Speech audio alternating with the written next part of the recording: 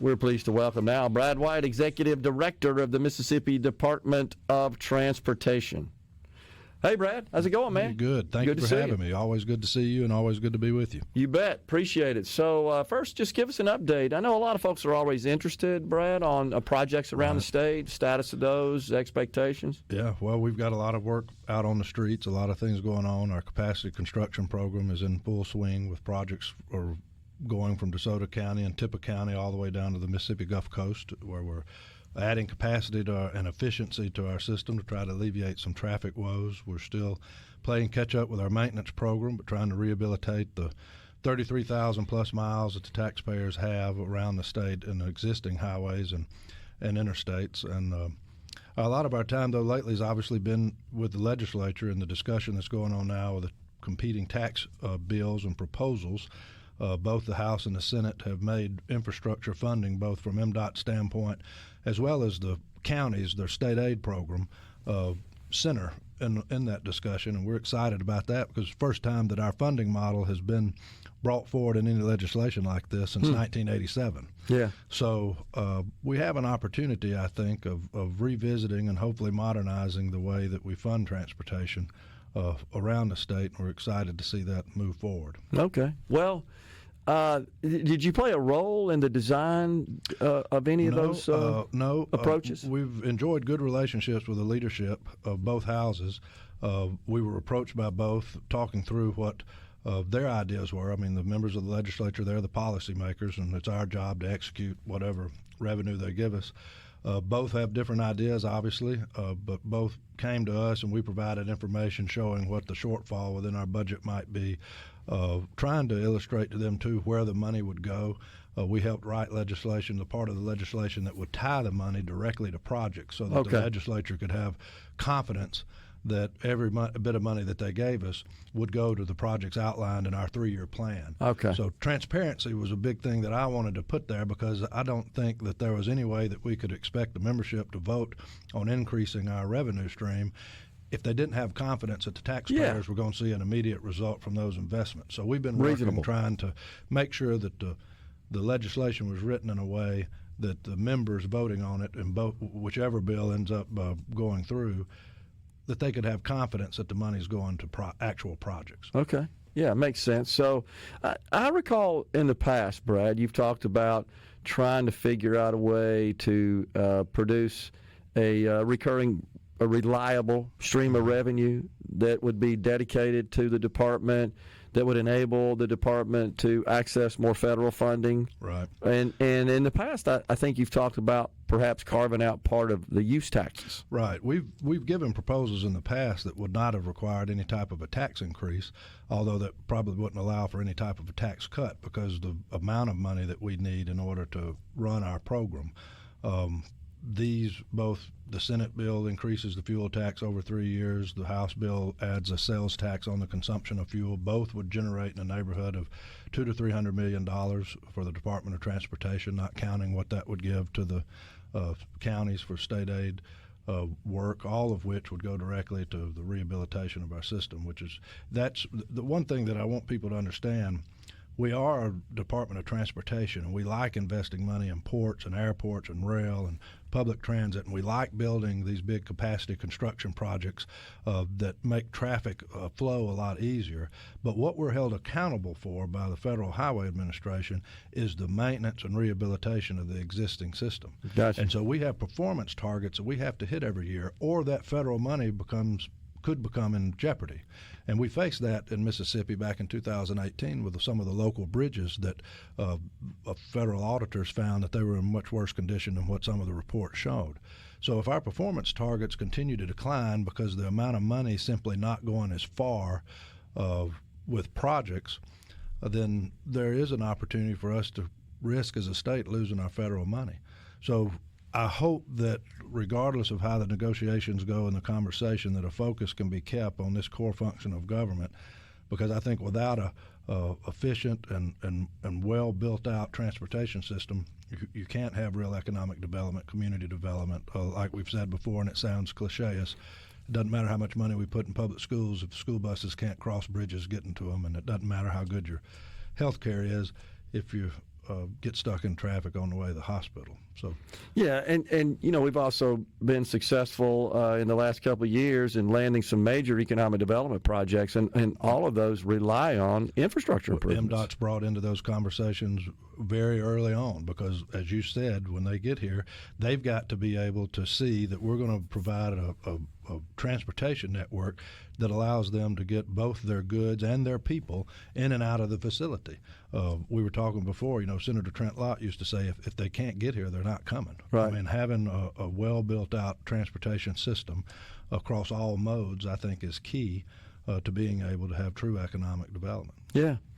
Well, we've been blessed in that respect, that we, the governor, MDA, local economic development organizations have done yeoman's work, honestly, in bringing these big projects to Mississippi. But they do consider infrastructure. It's that and energy are the top issues. Right. And the legislature, when they're putting together these economic development packages, they obviously have to put in the funding for what transportation network improvements we have to make. Right. And as you know, we run this reimbursement program where we spend our state funds and are reimbursed with the federal.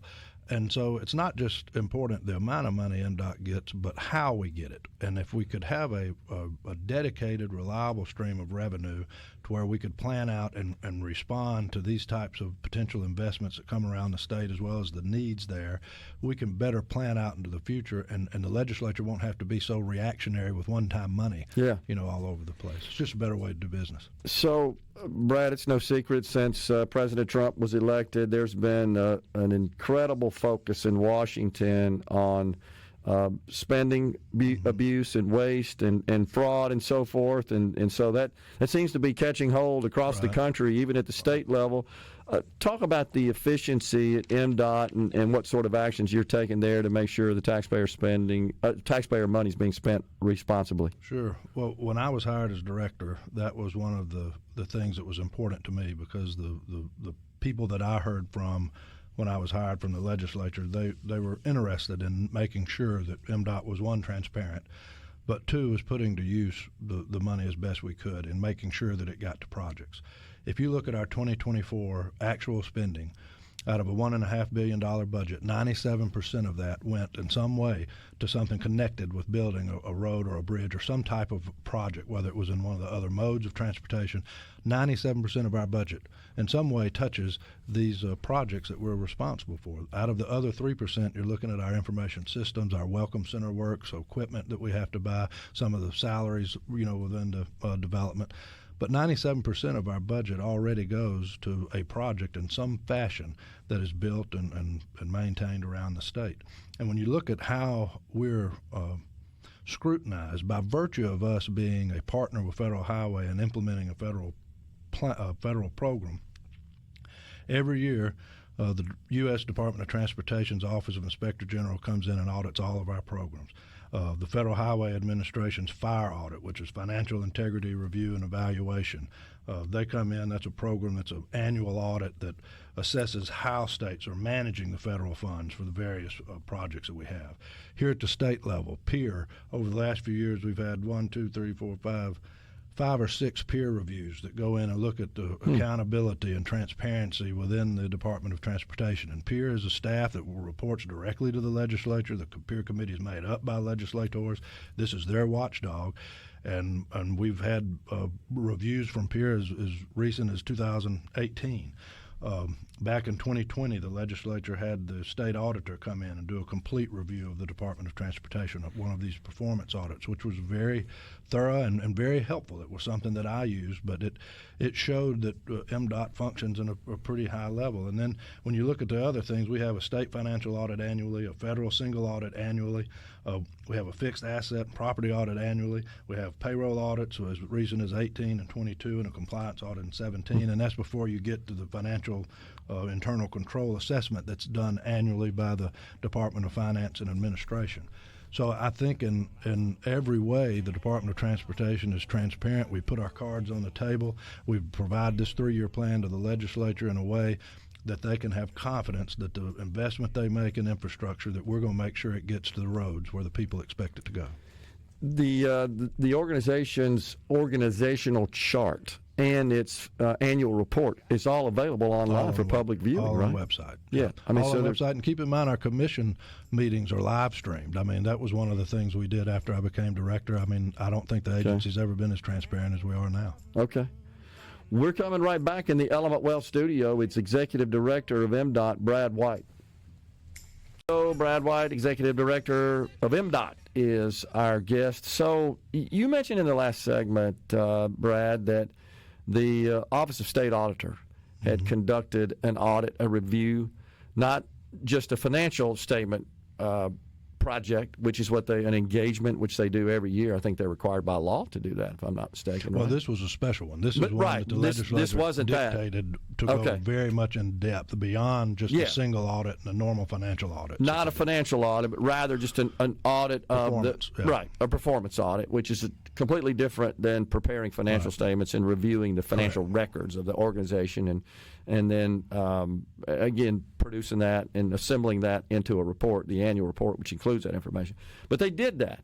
Was there anything that was actionable from that you implemented? They showed a lot. I mean, for one, it painted MDOT in a pretty good light. And what it told me basically was MDOT had been doing a good job. Just engineers sometimes aren't the best communicators in the world, and there were some items that I think we could present differently to show the facts as they are in a way that people could actually understand what you're giving them and showing them.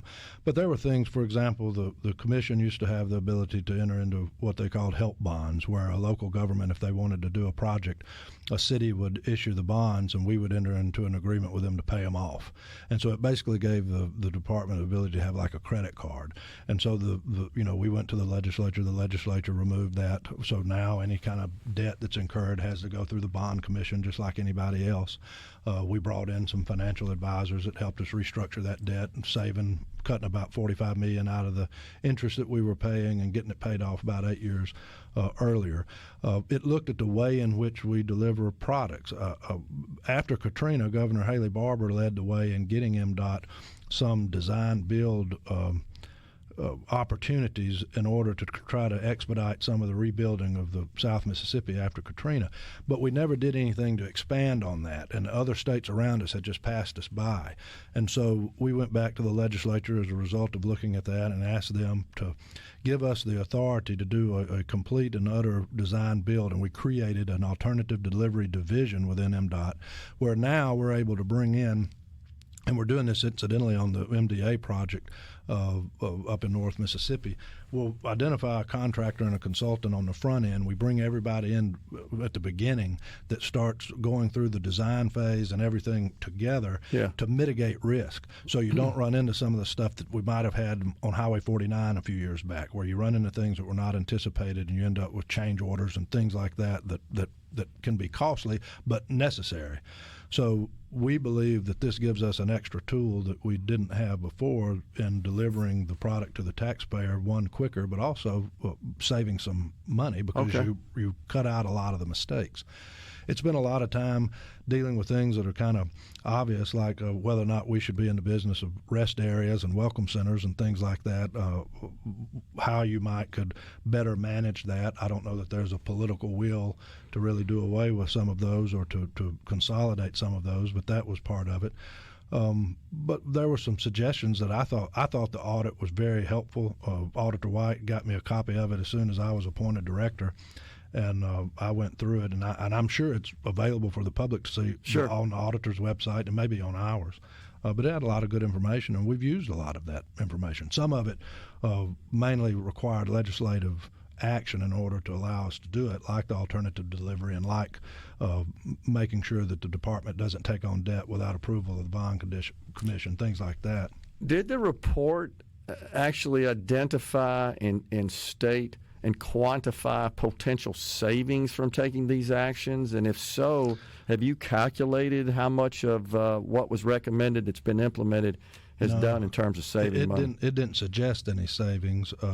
We do think it's going to be great, and we're just now getting into where we're going to have projects that we're using this new design build on. Yeah. So we'll be able to quantify that in the future, about what that would look like. Okay. So at this point, would you say that, hey, if we implement all this, we don't really need any additional revenue, that this would offset the need for any additional revenue? But unfortunately, it's just that we're that far behind in what it takes to hit your performance measures. I mean, keep in mind, if we're in a perfect world, and this is something that you can quantify, when you know what your federal performance requirements are and the condition of the pavement being good, fair, or poor, and you can only have a certain percentage in poor, and you're shooting to get here and here, then you know how many projects you've got to let in order to keep how many lane miles rehabilitated to the point to beat there, and then you know what it's costing today in doing that. Right now, you're running a $485 million shortfall and being able to award the projects necessary to keep everything in the good column that would be ideal. Okay. Now, I live in the real world, and I don't think there's any way that you could get that type of revenue from the legislature right now. So we've just been asking for them to look at our funding model and recognize that we're in 2025 operating off of a 1987 funding model. And in the past, we've always put all our eggs into the basket of the fuel tax. And I'm a big believer in what other states have done is to try to look at a more diversified approach at pulling the dedicated streams of revenue from various sources within the budget that collectively can eat away at that shortfall and provide for the core function of government in a way that the taxpayers can handle. But it's not my job to You make got a policy. $1.3 billion, $1.4 billion budget a little right more now? than 1.4. Okay. Yeah. So the tax bill. 53% of that's federal money. Gotcha. The tax bill, for example, out of the House is estimated to produce, once you net out the loss of the lottery proceeds you currently receive, which is $80 million a year, $320 million or so, something in that neighborhood. Could you find $320 million of savings right now at MDOT such that you wouldn't need that additional revenue? No. Like I think that's the question. 97% of our budget right now is connected to a project in some way. Okay. So out of the $1.4 something billion that we spent last year in 2024, 97% of it in some way is connected to one of the projects that's outlined in the 3-year plan. Okay. And that's something that peer and everybody can go to and see. And the other 3% that you're looking at where you might talk about cutting, that's our information, so our technology. We have to have our own platform that interfaces with the Federal Highway Administration so that we can get the federal reimbursements we have. We have the payroll, we have equipment budgets, we have the welcome centers. All of those come from that 3%. Now, there are things that you could cut, sure, but it's going to take political will to say maybe the MDOT shouldn't be paying for the welcome centers and the rest areas around the state. Maybe we shouldn't be giving the Department of Agriculture $800,000 a year for beaver control. There's other things that come out of our budget that we do, and that there's a reason why it's in there. Interesting. But those are all legislative edicts that the commission nor I have the opportunity or the authority to move. Yeah, I understand. Okay, well that's interesting. That's interesting perspective that you provided there. How much of our actual construction and maintenance is outsourced to third parties, private companies that are in that construction business versus that we do internally? Most all of it is going to be outsourced in some way. The maintenance that our forces do are what you would call routine maintenance, maybe replacing some guardrails, patching potholes, doing things like that. But when you see the real rehabilitation of a highway where it's milled up and ground and new asphalt is laid out, that's something that we contract out to asphalt companies or bridge companies that do the bridges and the big construction projects. Those are the big construction companies that come in and do that. Contractors are notorious for presenting change orders in the midst of a project. You guys deal with that all the time. Do you feel like that's under control, or is there something we could do better there to avoid those additional costs? I'm sure there's always room for improvement, but the thing that I would remind everybody is we run a federal program. The commission nor the staff has the authority to issue any type of change order that the Federal Highway Administration is not first convinced that it's needed, that it's necessary, and that they're willing to participate in the funding of it. Okay. Didn't know that. So, again, over the years, there has always been this talk about how do we address the transparency issue with MDOT? Let's have another audit of MDOT. Well, we've been audited more than any state agency in the state, and it's never come back with anything that finds some gross negligence within the department. So Gotcha. it's one of those deals, and it's always ironic that a lot of times some of the biggest people that I find that complain kind of made their living off the taxpayers doing some things that nobody at MDOT gets to do without taking leave. Before you go, I know you got to get out of here. The stuff going on in Washington, you have a lot of experience with that, of course, serving with 2 senators and otherwise. Just quickly, do you think the Senate and the House are going to be able to get together on this major legislation, which is a budget resolution? I hope so, and I'm sure that the president's going to get involved, and he alone probably could apply the pressure necessary to bring the House Republican caucus to the table. But the problem is, you and I've talked before. I mean, in 2023 you had a $6+ trillion budget, and only 1.7 of that was discretionary. I know. The rest is mandatory. So until there's a political will to get into the mandatory spending, you're not going to have any real reform out of Washington. Doesn't seem like there is at this point to address that. That's why they've got $4 trillion debt ceiling increase in the resolution they expected. Brad, appreciate you coming in, man. Thank you, as always. We're coming right back. Stay with us.